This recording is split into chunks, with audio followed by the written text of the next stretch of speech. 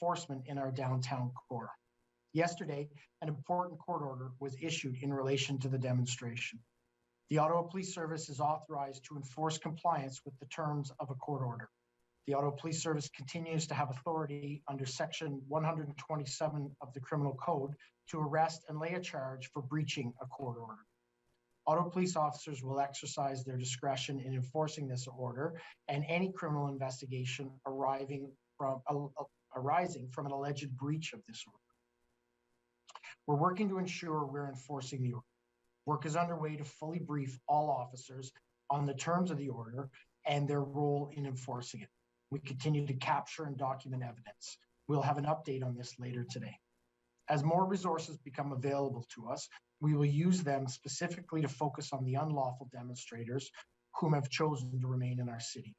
To date, we've made 22 arrests, issued more than 1,300 tickets, and have 79 ongoing criminal investigations.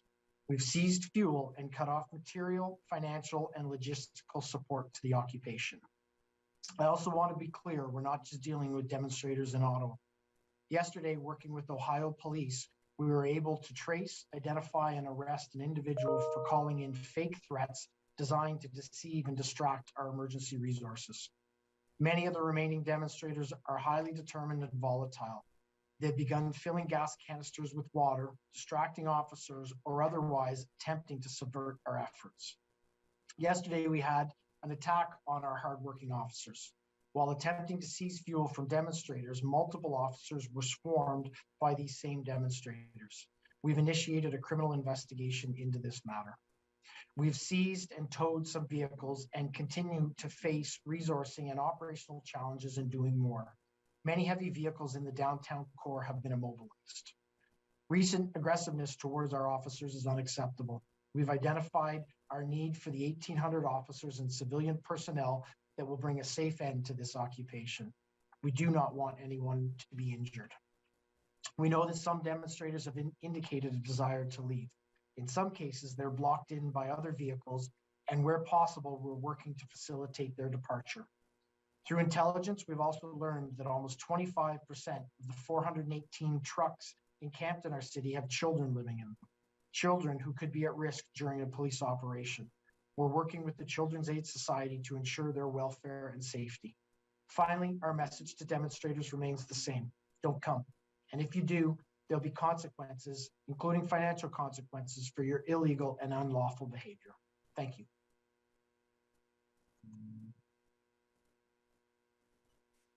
Before we begin, a reminder to media to put your microphone on mute until I invite you to ask your question. Avant de commencer, j'aimerais vous rappeler de désactiver votre microphone jusqu'à ce que je vous invite à poser une question. Also, we do have Emergency Services General Manager Kim Ayotte from the city, who's a subject matter expert, and he will be off camera unless questions are asked directly to him. Alors, un rappel, on a aussi des mesures d'urgence de la ville, le gérant, et puis c'est un conférencier expert. Il sera hors caméra jusqu'à ce qu'on lui pose une question directement. Okay. We will proceed by alphabetical order for the media outlets. You may ask one question each, and if we have time, we will come back to you. We have until 2:30. Alors, nous allons maintenant répondre aux questions de chaque organisme média par ordre alphabétique. Vous allez poser une question chaque. Nous avons jusqu'à 14h30 et si on a le temps, on reviendra pour une deuxième question. So we will start. Do we have anyone from 104.7? Alors, est-ce qu'on a quelqu'un de 104.7?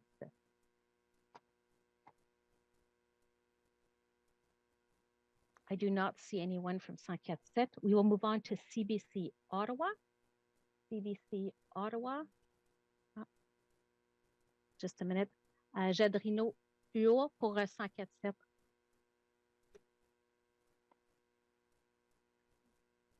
Okay. Désolé.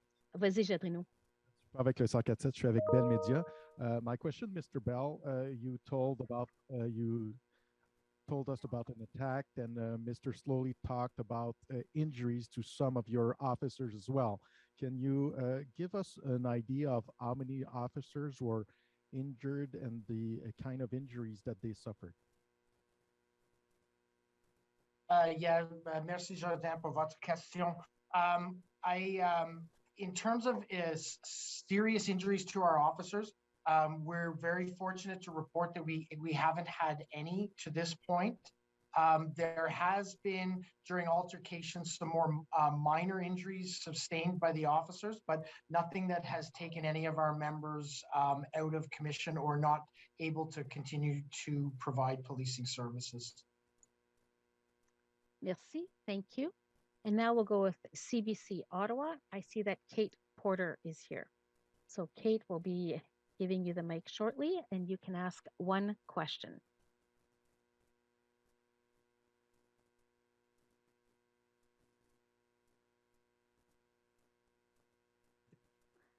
Hi Go there. ahead. Yeah, thank you, Deputy Chief Bell. When you speak of, I guess it's something like 100 trucks that have children in them, and you're saying the CAS is involved, are you requiring that they somehow are able to remove the children from the trucks? I mean, what would be the next steps for police in terms of, moving on any of those trucks if you're concerned about kids? Thank you very much for your question, Kate. So we identify that concern for us. It's something that has come to us early in the course of this occupation. We observed through members who are moving around within the crowds that they began to saw children, families that had attended here to take part in the occupation. It's something that greatly concerns us. It's something that concerns us for the well-being of everyone within the area, from the risk of carbon monoxide and fumes, the noise levels that we know are experienced by the neighboring areas, as well as the people that are right in the occupation. We're concerned about cold. We're concerned about access to sanitation, the ability to shower. There's a multitude of concerns. That's why we're raising it and identifying it as something that is something we need to address. We need to have discussions with our partners in the Children's Aid Society about how we manage moving ahead. We're not at the stage of looking to do any sort of enforcement activity around that. We'll rely on the Children's Aid Society to help provide and give us guidance around that. We just think it's an important factor that complicates and makes this an even more challenging operation that's important that people are aware of. Thank you, Kate. We'll now go to City News, and we have Alex Gouge. Alex, you can go ahead and ask your question. Hello. So my question is for Deputy Chief Steve Bell, and how much difficulty does the fact that people are bringing in water in these fuel tanks, how much difficulty does that put on the Ottawa Police Service in terms of enforcement? Thanks for the question, Alex. It's a good one. What I can tell you is it does provide a layer of logistical complexity to us. If the number of gas cans going in, it creates challenges for us to actually conduct searches, to stop and conduct searches, ultimately seize those gas cans and the fuel in them, and potentially charge someone as a result of that. The other thing it does for us is it identifies a level of sophistication and a level of ability of this group to try and subvert police efforts. That's concerning to us. We know where we continue to have discussions with the demonstrators about the occupation. We are actively looking to find remedies and resolutions to end this. But we know that as they harden in their position and as they try and engage in activity that subvert our efforts, it's quite concerning to us. Thank you, Alex. Next, we'll go to Ted Raymond with CTV Ottawa. Ted, you can go ahead. Thank you. My question is also for Deputy Chief Bell. I'm asking about, you mentioned off the top that several of the vehicles that are parked downtown have been immobilized. We've heard of reports of vehicles having their tires or their wheels taken off, that sort of thing. How does that affect your abilities to start to remove these vehicles? I know the city's also had trouble getting towing companies to cooperate in terms of actually moving the vehicles that are blocking streets out of the downtown. You know, what are your next steps, and when can we see more of that action taking place given the situation? Thanks for the question, Ted. Yeah, the immobilizing of the vehicles in the occupation area is extremely concerning to us. You're absolutely right. We've seen vehicles that have had their tires taken off. We've seen larger vehicles that we know have had their brakes bled to make them rendered immobile. We identified early on there's many layers of complexity to dismantling this occupation. One of them is the sheer size of it. It covers, as we know, many blocks within our city's downtown core. The other challenge is the size of the vehicles. When you add the complexity of active attempts to interfere with any of our ability to remove them, it just adds that extra layer of complexity. What I can tell you is it's something that we're absolutely considering. It's something we're planning around. And ultimately, at the end of this, when the occupation is over and people go home, we know that we're going to have to do some cleanup in that area, and we're making operational plans to actually achieve that. Thank you. We will now go to Global News. Craig Lord. Craig, you can go ahead. Hi there. Thank you. So we know we've heard a lot about the need for additional officers, 1,800 more personnel, but looking at all the options available to the police in the criminal code, powers potentially granted by the courts or declarations by the province or the federal government, does the Ottawa Police Service currently have all the legal authority that you feel you need to end this protest, or are there additional powers or authorities you're going to be seeking to acquire before this can officially be routed and ended?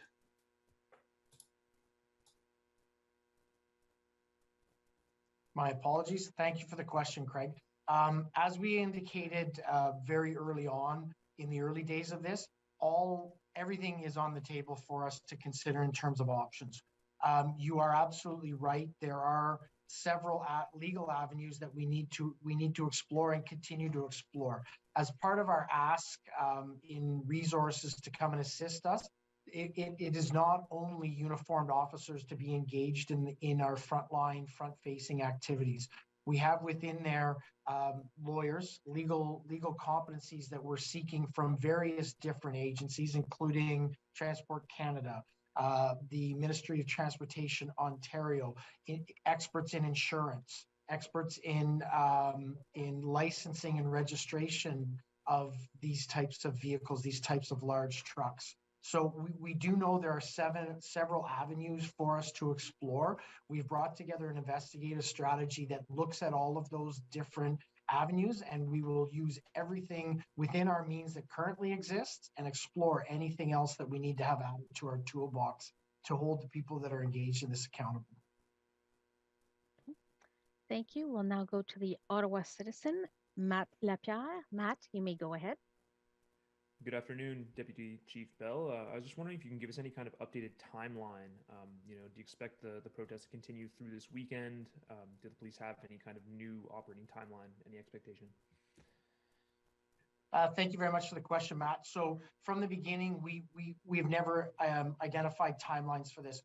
We want this occupation to end as soon as possible. We want these demonstrators to pick up, realize that their message has been heard, and go home to where they came from so that our citizens can have their city back.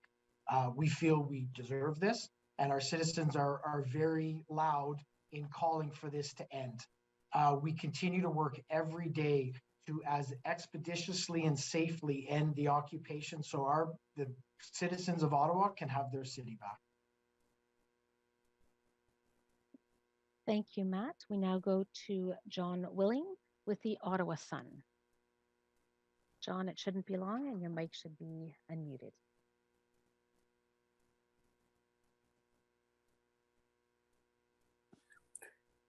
Thanks, Amy. Thanks, Deputy, for taking our questions.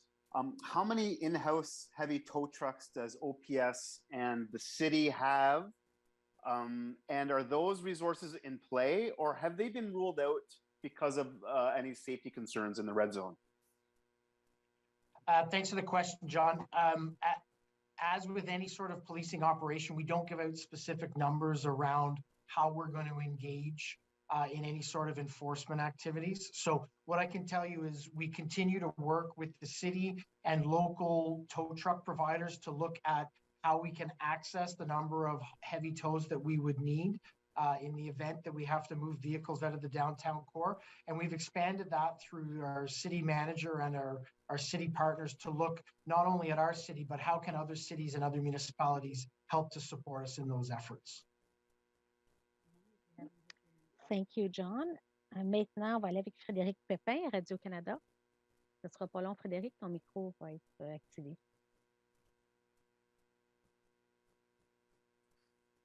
Oui, merci. So, Deputy Chief Bell, I'm not sure if you can answer in en français.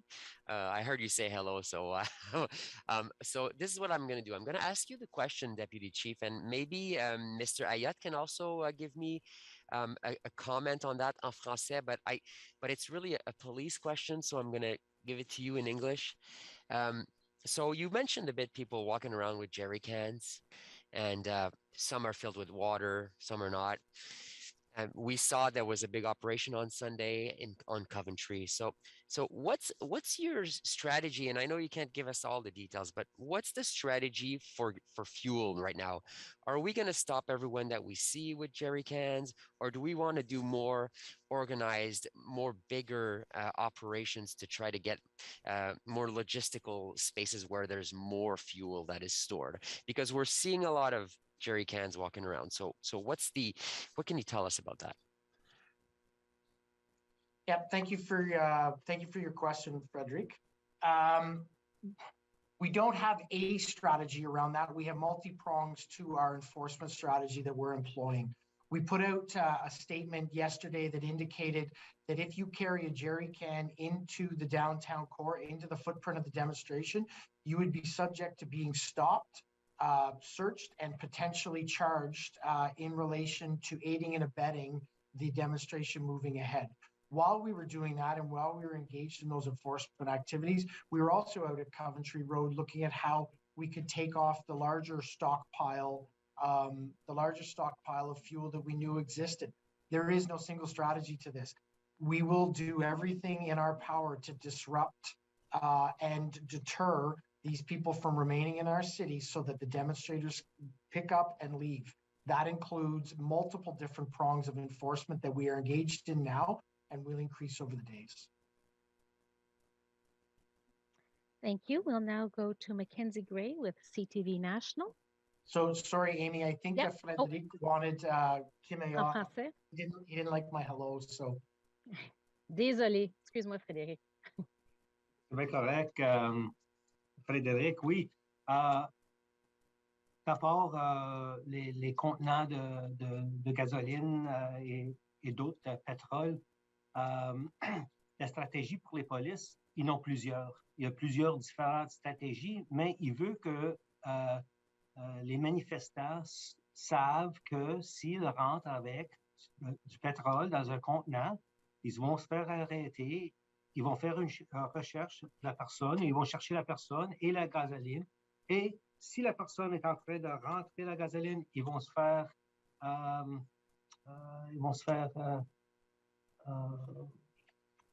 arrested. Excuse.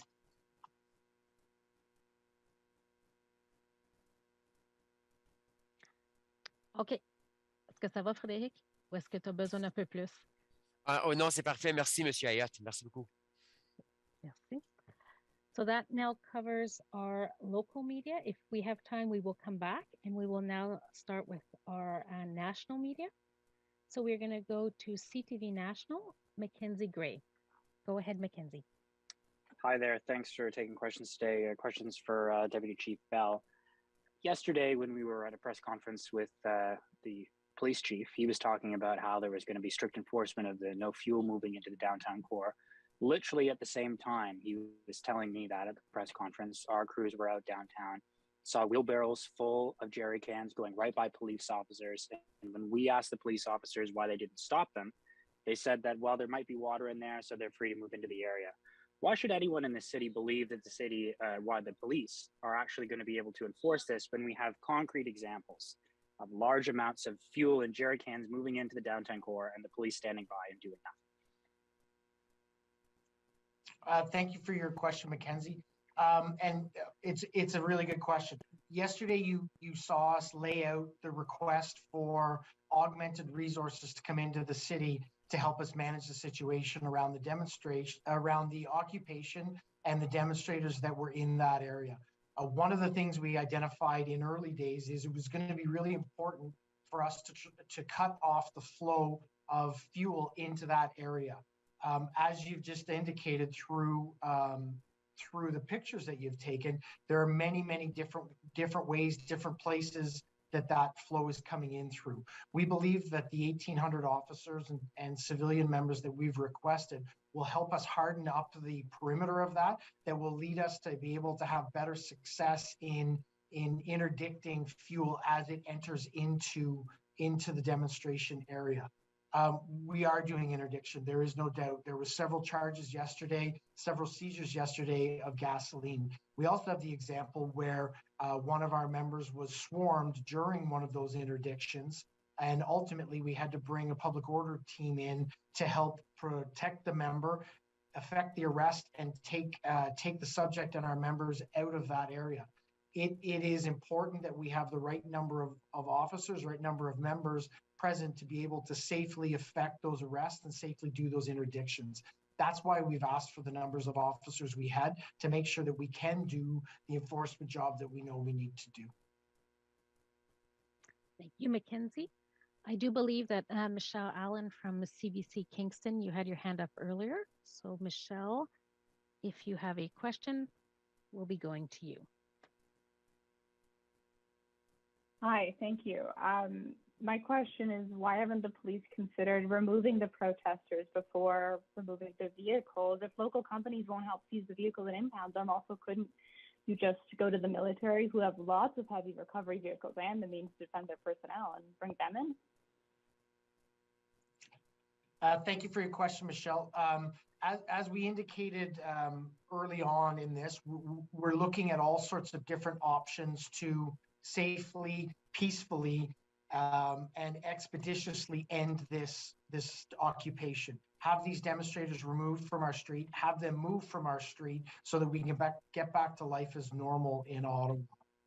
We look at all sorts of options for removing the vehicles and having the people who are in that area either leave willingly or leave through intervention by our police services.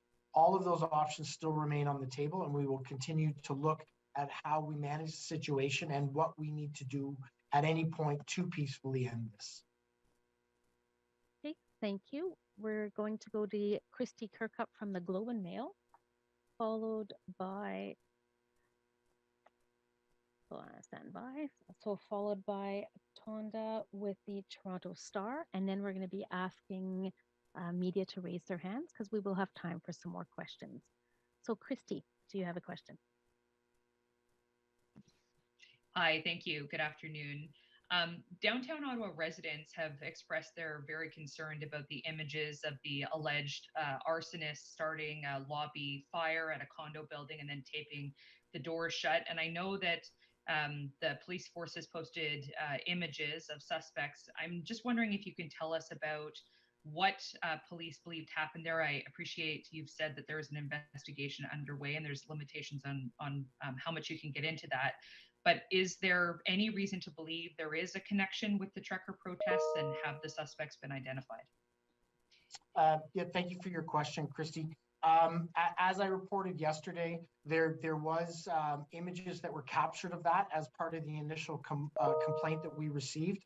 We have investigative teams who are assigned to that. Those images have been taken and shared widely through our networks across the country in order to look to identify the people involved in that very troubling, very terrible act. We absolutely understand the community's concern around something as dangerous as that. So we actively are investigating it. I don't have an update for you on that now, but what I can tell you is I do know that incidents like that are creating great amounts of community concern in the neighborhoods that are surrounding this demonstration. Although we don't have any direct linkage between the occupation, the demonstrators, and that act, the community is at a heightened risk because of those activities. We take that very, very seriously, and that's why you've seen our increased presence in a surge capacity and our increased enforcement in those neighborhoods to try and ensure that those residents have safety and security in their own neighborhoods, in the houses that they live. I know today a community meeting is occurring between the local ward councillor and members of that building, and the Ottawa Police are actually a part of that meeting as well. In ensuring that people feel safe where they live is ultimately absolutely important to the Ottawa Police Service, and we are taking all steps to make sure that that feeling of safety and security comes back. Thank you. And now we'll go to Tonda McCharles from the Toronto Star.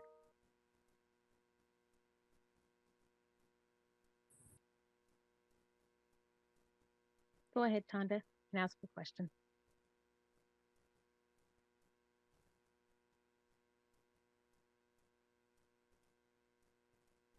You are on mute.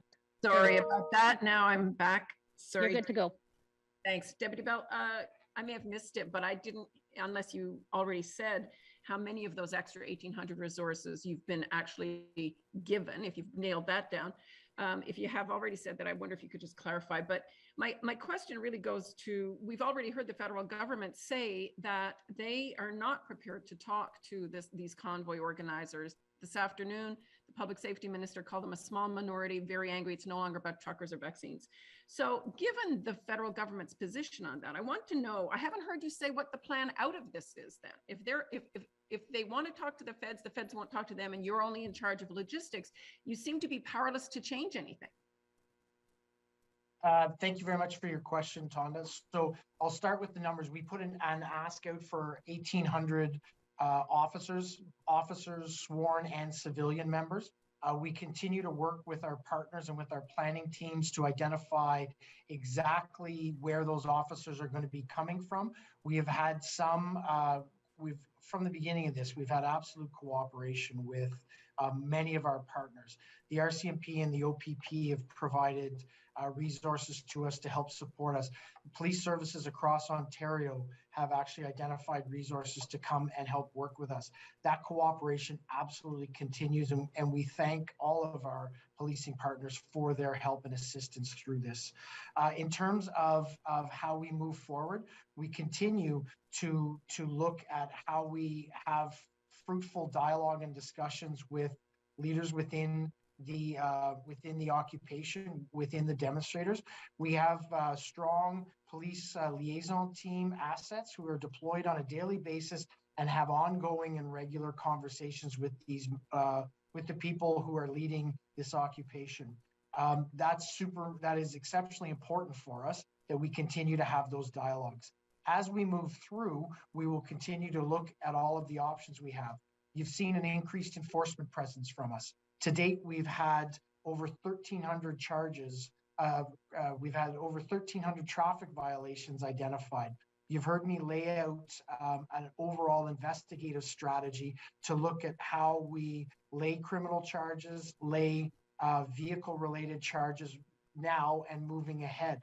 There is absolutely a need to end this. We are actively working to do it through peaceful, progressive negotiations, but we also have looked at enforcement angles to move us ahead. Thank you. And before we move on to a possibility of a few more questions, I want to make sure that every media has been able to ask. So if you have not been able, you could raise your hand. And I do see Laura Osman.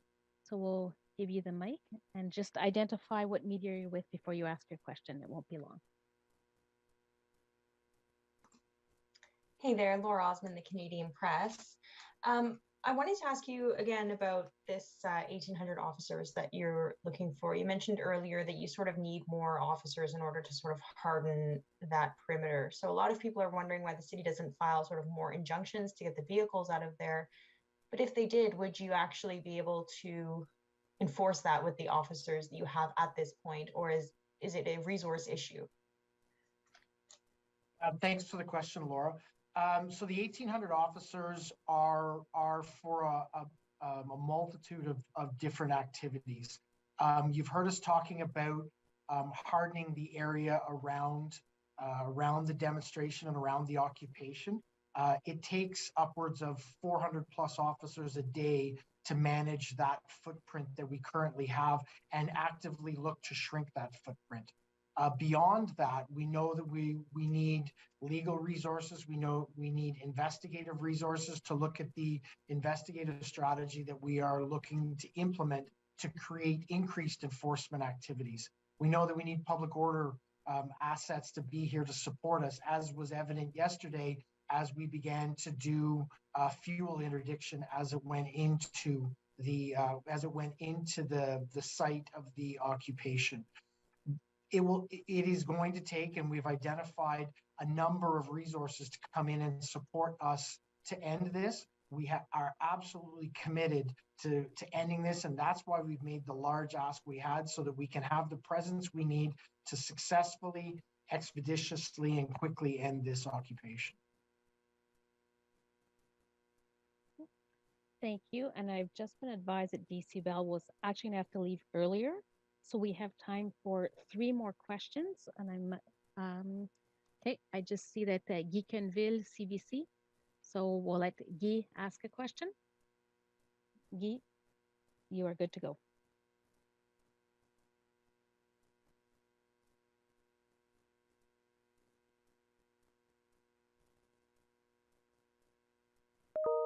Go ahead, Guy. Your mic should be unmuted. We should be able to hear you.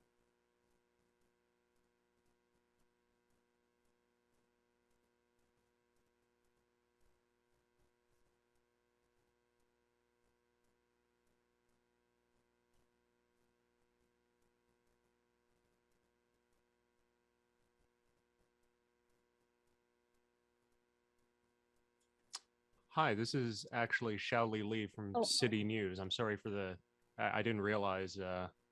My question, I'll just get to it. My question concerns the staging areas being used by protesters. I understand that police have moved to dismantle the one at Confederation Park, but there's also a staging area on Coventry Road. I just want to know, does OPS know how many staging areas convoy protesters are currently using, and what's being done to discourage the establishment of further staging areas in suburbs like Vanier that could potentially essentially move some of the undesirable elements of these protests into other neighborhoods? Thank you for your question. Right from the beginning of this, as we started to have discussions and bring planning around, we really strongly relied on gathering intelligence and information around the progress of the convoy across Canada, ultimately the initial weekend demonstration that led to the occupation we're currently seeing. We continue to work with partners between the OPP, the RCMP, the Sûreté de Québec, and the Gatineau Police to bring intelligence information in to identify things exactly like those fuel depots that we're seeing. We will continue to bring that information in, and as we learn about them and develop plans around them, we will actively shut them down because we know they are a major source of contribution to keeping the activities of the occupation going. Thank you, and I apologize for the pronunciation of your name. We have time for one final question, and it'll be Ted Raymond with CTV Ottawa. Go ahead, Ted. I believe you did have a second question.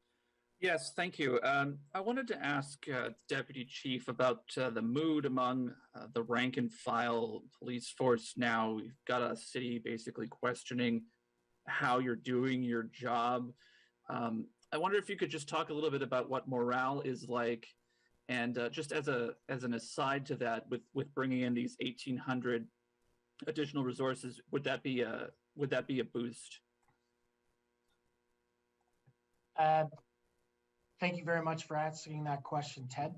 Our members are tired. They are very tired. They go out every single day down to our downtown core to try and take back a portion of our city that's been lost to this occupation. They work extremely hard in cold weather and extremely difficult conditions to manage this, what is a demonstration and occupation, and they find it extremely challenging. The morale is challenged through this. There's no other way to put it. This is an extremely difficult job.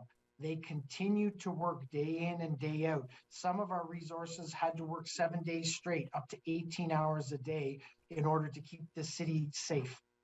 They've done an exceptional job, and I'm extremely proud of the work they're doing. Everything they do is here to help support safety and security in our community, and particularly to support the safety and security of the residents who are affected directly by this occupation.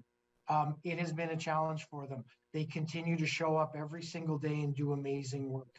We asked for 1,800 officers, which is a big ask, because our members need that help and support in order to bring this to an end.